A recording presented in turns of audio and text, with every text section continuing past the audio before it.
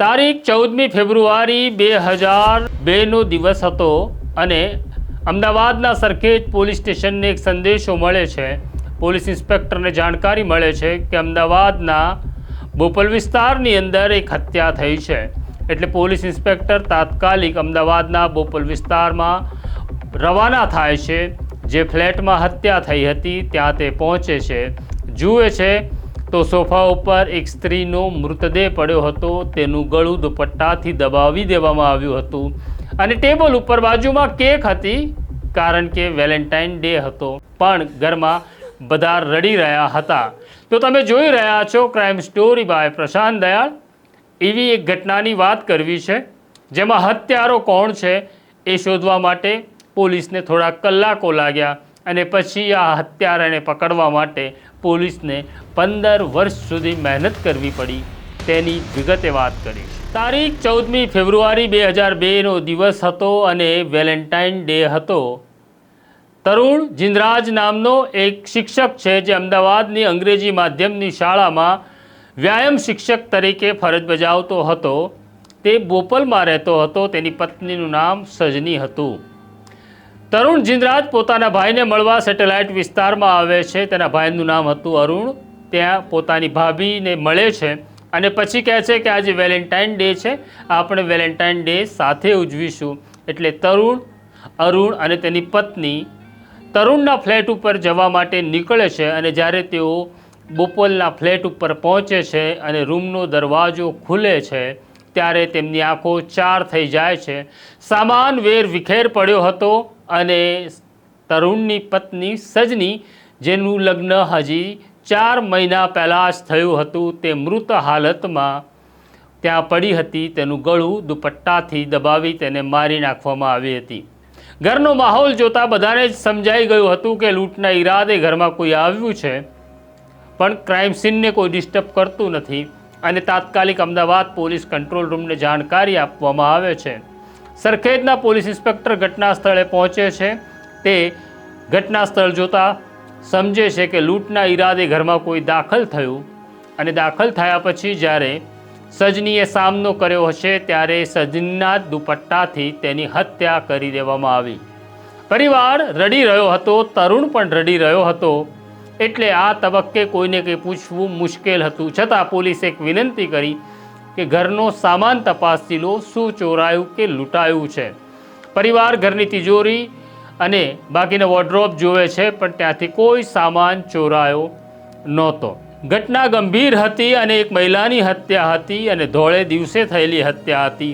તાત્કાલિક Sarkhej police forensic એક્સપર્ટને અને dog સ્ક્વોડને ત્યાં બોલાવે છે। ડોગ સ્ક્વોડ અને ફોરેન્સિક એક્સપર્ટ ત્યાં આવે છે। પોલીસ ડોગને સજનીના ગળે જે દુપટ્ટો વીંટળાયેલો હતો તેની સ્મેલ આપે છે અને ડોગને છૂટ્ટો મૂકે છે, પણ ત્યાં હાજર રહેલા પોલીસ અધિકારીઓને આશ્ચર્ય થાય છે, કારણ કે દુપટ્ટાની સ્મેલ લીધા પછી ડોગ અવારનવાર તરુણ પાસે જતો હતો। પોલીસ પાસે અત્યારે તરુણ ઉપર શંકા કરવાનું કોઈ કારણ નહોતું। પોલીસ એવું માની રહી હતી કે ડોગ કોઈ સ્મેલ લેવામાં ગડબડ કરી રહ્યું છે, એટલે તે તરુણ પાસે જઈને ઊભું રહે છે। ત્યાર પછી સજનીનું પોસ્ટમોર્ટમ થાય છે અને અગ્નિ સંસ્કાર કરવામાં આવે છે। ત્યાં પણ આખો પરિવાર તરુણ સહિત ત્યાં હાજર હતો। તરુણે ફરિયાદ કરી કે તેને આઘાત લાગ્યો છે, તે આઘાતજનક સ્થિતિમાં છે, તેને સારવારની જરૂર છે, એટલે તે હોસ્પિટલમાં દાખલ થાય છે। પોલીસ પાસે અત્યાર સુધી કોઈ નક્કર પુરાવો નહોતો કે કોણે હત્યા કરી। પોલીસ પાસે તરુણ ઉપર શંકા કરવાનું પણ કોઈ કારણ નહોતું, કારણ હજી 4 મહિના પહેલાં જ તરુણ અને સજનીના લગ્ન થયા હતા। બંને મૂળ કેરલાના વતની હતા। તરુણે ફિઝિકલ એજ્યુકેશનમાં માસ્ટર ડિગ્રી લીધી હતી, સારો બાસ્કેટબોલ પ્લેયર હતો। તે હોસ્પિટલમાં દાખલ થાય છે અને અચાનક એટલે કે 2 દિવસ પછી 16મી ફેબ્રુઆરીના રોજ તરુણ હોસ્પિટલમાંથી ગાયબ થઈ જાય છે। આમ પહેલી વખત તરુણ શંકાના દાયરામાં આવે છે, કારણ કે હજી પત્નીના નિધનને 2 દિવસ જ થયા છે, ત્યાં તરુણ ક્યાં ગાયબ થઈ ગયો। આ દરમિયાન એટલે કે 17મી ફેબ્રુઆરીના રોજ એક યુવતી સરખેજ પોલીસ પાસે આવે છે અને પોતાનો પરિચય આપતા એવું કહે છે કે હું તરુણ જિંદરાજની મિત્ર છું મારે અને તરુણ વચ્ચે પ્રેમ હતો. તરુણે મને ગઈકાલે ફોન કરી એવું કહ્યું હતું કે હું તારી સાથે લગ્ન કરવા માગું છું. આ જે યુવતી આવી હતી તેના ચહેરા ઉપર આક્રોશ અને નારાજગી પણ હતી. પોલીસ ઇન્સ્પેક્ટર કંઈ સવાલ પૂછે તેની પહેલાં આ યુવતીએ એવું કહ્યું કે હું એક ખૂની સાથે લગ્ન ન કરી શકું, માટે મેં લગ્નની ના પાડી છે. પોલીસ ઇન્સ્પેક્ટરની આંખો ચાર થઈ જાય છે, કારણ કે આ નવો ઘટસ્ફોટ હતો. આ યુવતીએ જાણકારી આપી કે તરુણ બાસ્કેટબોલ પ્લેયર હતો અને પોતે પણ બાસ્કેટબોલ રમતી હતી, જેમાં તેમના વચ્ચે મિત્રતા થાય છે અને બંને લગ્ન કરવાના હતા. પણ તરુણના પરિવારનો આગ્રહ એવો હતો કે તેનું લગ્ન કેરાલિયન યુવતી સાથે જ થશે, એટલે તે પોતાના પ્રેમને પડતો મૂકી સજની સાથે લગ્ન કરે છે. પણ સજની સાથે તેને ફાવતું નહોતું. બીજી તરફ તરુણના મનમાં સતત વિચાર આવી રહ્યો હતો કે જો સજની ન હોય તો જ તેનું લગ્ન શક્ય બને, માટે તેણે આ ઘટનાને અંજામ આપ્યો હતો. પણ હવે તરુણ પોલીસની પકડની બહાર હતો. તરુણ જતો રહ્યો હતો. ફરિયાદ નોંધાય છે તરુણ સામે, પણ તરુણને પકડવા માટેના કોઈ સગડ પોલીસને મળી રહ્યા નહોતા. આ ઘટનાને મહિનાઓ, દિવસો, વર્ષો પસાર થવા લાગે છે. આરોપી એવું માનતો હોય છે કે એક વખત સમય વીતે એટલે પોલીસ બદલાઈ જાય છે, નવા અધિકારીઓ આવે છે, એટલે જૂના કેસો ઉપર પોલીસની નજર હોતી નથી. પણ આ ગુનેગાર જે માને છે ભૂલ ભરેલું હોય છે. કોઈ દિવસ કોઈ પણ ગુનાની ફાઇલ ક્યારે બંધ થતી નથી. મહિનાઓ અને વર્ષો વીતતા ગયા. તપાસ આગળ ચાલતી ગઈ. સરખેજ પોલીસે અનેક સ્થળે, અનેક શહેરોમાં, અનેક રાજ્યમાં તપાસ કરી, પણ તરુણ જિંદરાજને જાણે જમીન ગળી ગઈ હોય તેવી સ્થિતિ નિર્માણ થઈ. આ દરમિયાન અમદાવાદ ક્રાઇમ બ્રાન્ચના પોલીસ ઇન્સ્પેક્ટર તરીકે હિમાંશુ શુક્લા આવે છે અને અમદાવાદમાં જે અનડિટેક્ટ ક્રાઇમ છે કે પછી વોન્ટેડ આરોપીઓ છે તેને શોધવા માટે તેમણે અભિયાન હાથ ધર્યું. પણ તેમને પણ તરુણ જિંદરાજ મળતો નથી. સમય આગળ વધતો જાય છે. આ દરમિયાન અમદાવાદ ક્રાઇમ બ્રાન્ચના જોઈન્ટ પોલીસ કમિશનર તરીકે જે.કે. ભટ્ટ અને ડીસીપી તરીકે દીપેન ભદ્રન આવે છે. તેઓ પણ આ અભિયાનને આગળ વધારવાનો પ્રયત્ન કરે છે, પણ તરુણ જિંદરાજની કોઈ ભાળ મળતી નથી. આ દરમિયાન તેમણે ટેકનિકલ સર્વેલન્સ ટીમને શું કાર્યવાહી થઈ તેની જાણકારી માગી, તો છેલ્લા 15 વર્ષથી અમદાવાદ ક્રાઇમ બ્રાન્ચ તરુણ જિંદરાજને શોધવા માટે મહેનત કરી રહી હતી અને તેમણે હમણાં સુધી 1 લાખ ફોન કોલ્સની ડિટેલ અને CDR કઢાવ્યા હતા, પણ કોઈ સ્થળે તરુણ જિંદરાજની હાજરી મળતી નહોતી. કેરળમાં રહેતા તેના પરિવાર સાથે પણ તેણે સંપૂર્ણ નાતો તોડી નાખ્યો હતો. પોતાના મિત્રો સાથે પણ તે સંપર્કમાં નહોતો. પણ ડીસીપી દીપેન ભદ્રને પોલીસ ઇન્સ્પેક્ટર કિરણ ચૌધરીને એક સ્પેશિયલ ટાસ્ક આપ્યો અને કહ્યું કે કોઈ પણ ભોગે મારે છેલ્લા 15 વર્ષથી કાયદાને મૂર્ખ બનાવતા આ આરોપીની જરૂર છે. ઇન્સ્પેક્ટર કિરણ ચૌધરી ફરી પોતાની ટીમ, પોતાના સર્વેલન્સ સ્ક્વોડને કામે લગાડે છે. આ દરમિયાન તરુણની માતા જે કેરળમાં રહે છે, જેને છેલ્લા 15 વર્ષથી પોતાનો દીકરો મળ્યો નથી, તેની પાછળ પોતાની ટીમને લગાડે છે. તેમના મોબાઈલ ફોનને સર્વેલન્સમાં મૂકે છે. ત્યારે તરુણ જિંદરાજની જે માતા છે એને લેન્ડલાઇન ઉપરથી એક ફોન આવે છે. આ ફોન કોનો હતો આ શોધવું અનિવાર્ય હતું. ઇન્સ્પેક્ટર કિરણ ચૌધરી તપાસ કરે છે તો આ ફોન બેંગ્લોરથી આવ્યો હતો અને લેન્ડલાઇન ફોન હતો. લેન્ડલાઇન ફોન હોવાને કારણે મુશ્કેલી વધારે હતી. આ લેન્ડલાઇન ફોન કોનો હતો તેની તપાસ કરતાં ખબર પડે છે કે બેંગ્લોરની એક આઈટી કંપની છે. આઈટી કંપનીનો ફોન છે, જ્યાં હજારો લોકો કામ કરે છે. આ હજારો લોકોમાંથી કોણે તરુણ જિંદરાજની માતા સાથે વાત કરી એ શોધવું ખૂબ જ અઘરું હતું. ખેર, આ નંબર બેંગ્લોરથી આવ્યો હતો એટલે અમદાવાદ ક્રાઇમ બ્રાન્ચની એક ટીમને ડીસીપી દીપેન ભદ્રન રવાના કરે છે બેંગ્લોર, અને દિવસો સુધી આ ટીમ ત્યાં મહેનત કરે છે. સમસ્યા એવી હતી કે તરુણ જિંદરાજ જ્યારે ભાગ્યો એ ઘટનાને 15 વર્ષ વીતી ગયા હતા. આ સ્થિતિમાં હવે તરુણનો ચહેરો પણ બદલાઈ ગયો હોવાની પૂરી સંભાવના હતી. તેનું કદ કાઠી પણ બદલાયા હશે.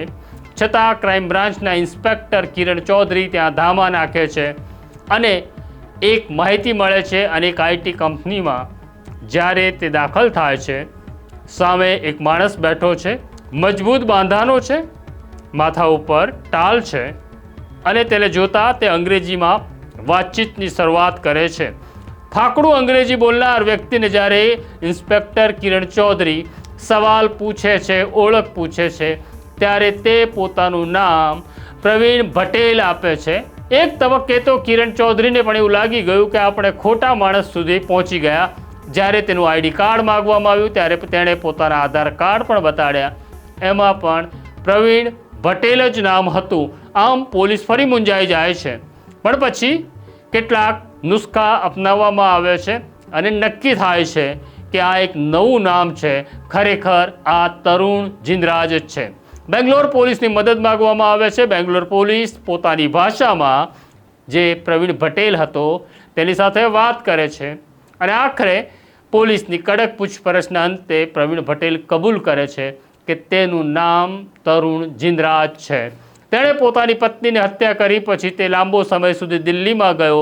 દિલ્હીમાં રોકાયા પછી તે પૂના જાય છે અને પૂનામાં તે એક નવું નામ ધારણ કરે છે, પ્રવીણ પટેલ. અને પ્રવીણ પટેલ નામના તમામ ડોક્યુમેન્ટ્સ તે ઊભા કરે છે. તે પોતાનું સ્કૂલ લિવિંગ ઊભું કરે છે, તેમનું જન્મનું પ્રમાણપત્ર ઊભું કરે છે, આધાર કાર્ડ ઊભું કરે છે અને ત્યાં એક છોકરીને પ્રેમમાં પડે છે અને એની સાથે લગ્ન કરે છે અને તેના દ્વારા 2 સંતાનો થાય છે.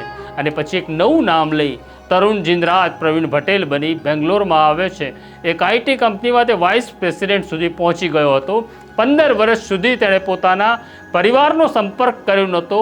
કેરલામાં રહેતા તેના પરિવારે માની લીધું હતું કે હવે તરુણ આ દુનિયામાં નથી. આમ 2018ની અંદર 15 વર્ષની મહેનત પછી અમદાવાદ ક્રાઇમ બ્રાન્ચ તરુણ જિંદરાજને સજની મર્ડર કેસમાં પકડવામાં સફળ થાય છે. અમદાવાદ લાવવામાં આવે છે અને પછી તેનો રસ્તો પહોંચે છે અમદાવાદની સાબરમતી જેલની અંદર. પોલીસને આશકારો હતો હવે તરુણ જિંદરાજ જેલમાં છે, પણ આ શાતિર હતો. પોલીસને કેવી રીતના થાપ આપવી તેની મથામણમાં હતો. સપ્ટેમ્બર 2023નો દિવસ હતો. ગુજરાત હાઈકોર્ટમાંથી એક ઓર્ડર આવે છે. તરુણ જિંદરાજને પેરોલ ઉપર છોડવાનો આદેશ કરવામાં આવે છે. તેણે હાઈકોર્ટમાં કેટલાક દસ્તાવેજો મૂકીને ટૂંકી રજા માગી હતી. તેને ટૂંકી રજા મળે છે. તેનો નિયત સમય પૂરો થાય છે જ્યારે તેને જેલ ઉપર પાછા ફરવાનું હતું. પણ તરુણ જિંદરાજ હવે અમદાવાદની સાબરમતી જેલને અલવિદા કરી કાયમ માટે ગુજરાત છોડી જતો રહ્યો હતો. અમદાવાદ સાબરમતી જેલ અમદાવાદ પોલીસને જાણકારી આપે છે કે છેલ્લા 15 વર્ષથી અમદાવાદ પોલીસ જેને પકડવા મથી રહી હતી આખરે પકડાય છે. પણ 2023માં પેરોલ ઉપર છૂટ્યા પછી તરુણ ફરાર થઈ ગયો હતો, જે હવે ક્યારેય પાછો નહીં ફરે એવું બધા માની રહ્યા હતા. અમદાવાદ સાયબર સેલના ડીસીપી અજીત રાજ્યાનને પણ આ મેસેજ મળે છે અને તે તપાસનો દોર શરૂ કરે છે. આમ તો સાયબર સેલનું કામ સાયબર ફ્રોડ પકડવાનું છે, પણ 15 વર્ષની પોલીસની મહેનત ઉપર પાણી ફરી વળ્યું હતું એટલે ડીસીપી અજીત રાજ્યાન મહેનત શરૂ કરે છે. તપાસ શરૂ થાય છે કે 2018થી 2023 વચ્ચે તરુણ જિંદરાજ સાબરમતી જેલની જે બેરેકમાં રહ્યો ત્યાં કોણ કોણ રહ્યું હતું, કયા કયા ગુનેગારો હતા, બધાની ડિટેલ એકત્રિત કરવામાં આવે છે. બધાના ટેલિફોન નંબર મેળવવામાં આવે છે. કારણ કે તરુણ જિંદરાજ વાઇસ પ્રેસિડેન્ટ સુધી પહોંચ્યો એના કારણે એની જે જીવનશૈલી હતી એ લક્ઝુરિયસ હતી અને આ લક્ઝુરિયસ જીવનશૈલી માટે પૈસા જોઈએ. તરુણ ક્યાંકથી પૈસાની વ્યવસ્થા કરશે અને કંઈક નુસ્ખા અપનાવશે એવી પાક્કી ખબર હતી. એટલે સાયબર સેલની ટીમો ટેકનિકલ સર્વેલન્સ શરૂ કરે છે. બરાબર 1 મહિનાની મહેનત પછી અજીત રાજ્યાનને ચોક્કસ માહિતી મળે છે. સાયબર સેલની ટીમ દિલ્હી રવાના થાય છે. ત્યાં તરુણ જિંદરાજ મળી જાય છે.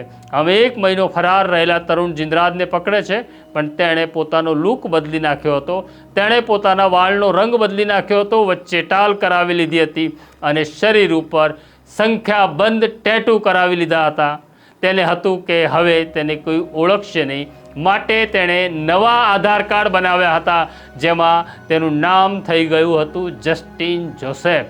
આમ તરુણ જિંદરાજમાંથી બને છે પ્રવીણ પટેલ અને હવે તે જસ્ટિન જોસેફ હતો. ફરી અમદાવાદ સાયબર સેલની ટીમ મૂંઝાય છે, પણ તરુણ આખરે ભાંગી પડે છે અને પોતે જ તરુણ જિંદરાજ છે, જસ્ટિન જોસેફ નહીં તેવી કબૂલાત કરે છે. તેને ખબર હતી કે હવે ગમે ત્યારે અમદાવાદ ક્રાઇમ બ્રાન્ચ તેના સુધી પહોંચશે, એટલે તેણે નેપાળ જવા માટેની પૂરતી વ્યવસ્થા કરી લીધી હતી. તે નેપાળ વાટે બહાર નીકળી વિદેશમાં સ્થાયી થઈ જવાનો હતો, પણ ત્યાં પણ ક્રાઇમ બ્રાન્ચ પહોંચી ગઈ. આજે પ્રવીણ પટેલ, જસ્ટિન જોસેફ અને તરુણ જિંદરાજ અમદાવાદની સાબરમતી જેલમાં છે. પણ કમનસીબી એવી છે કે પૂનાની જે છોકરીએ તેની સાથે લગ્ન કર્યું, જેને 2 બાળકો છે, એ સ્ત્રીને ખબર જ નહોતી કે તે જેને પ્રેમ કરે છે તે હત્યારો છે. તેનું નામ કંઈક જુદું છે. 2023થી હવે તરુણ જિંદરાજ અમદાવાદની સાબરમતી જેલમાં છે. પણ આપણી કાયદાની કમનસીબી પણ જુઓ, હજી ટ્રાયલ ચાલી નથી, કોર્ટે એને ગુનેગાર ઠેરવ્યો નથી કે સજા આપી નથી. તો આ છે આપણી સ્થિતિ કે પોલીસ રાત દિવસ મહેનત કરે અને અદાલત ચાલે છે પોતાની ગતિએ, તારીખ પે તારીખ આપતી રહે છે. તો આ સ્ટોરી તમને કેવી લાગી અમને કોમેન્ટ બોક્સમાં જરૂરથી લખજો. અને આ પ્રકારે 15 વર્ષ સુધી મહેનત કરનાર અમદાવાદ ક્રાઇમ બ્રાન્ચ અને અમદાવાદ સાયબર સેલને પણ એક સલામ કહેજો. તો અત્યારે અમને સબસ્ક્રાઈબ કરો અને અમારો બેલ આઇકોન દબાવો. અત્યારે મને મારા સાથી સોનુસિંહ સોલંકી અને એડિટર ઉર્વિશ પટેલને રજા આપો. નમસ્કાર. વૈષ્ણવજન તો તેને